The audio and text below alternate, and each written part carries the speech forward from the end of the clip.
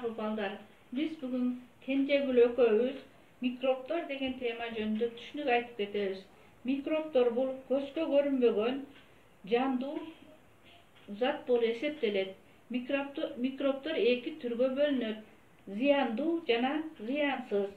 Зыяндуу mikroplar булар биздин организмибизге кирип алгандан кийин ден соолугубузга зыян келтирет. Ал эми зыянсыз mikroplar булар биздин жеген тамак ашыбызды сиңдирет. Кенжегүл кара мыналарды. Мыналар зыянсыз mikroplar болот. Булар зыяндуу mikroplar болот. Көрдүңбү? Mikroplar биздин көзүбүзгө көрүнбөйт.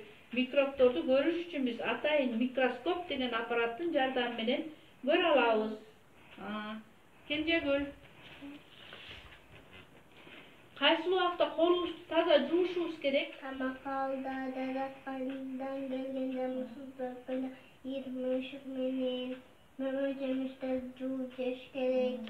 Анын ичинде куттар бар. Микроп колубуз менен тамак жеп алсак эмне болот? Ичибизге кирет, өтөт, туалетке барабыз. Ошон үчүн биз микропторду жок кылыш үчүн эмне иш кылышыбыз керек?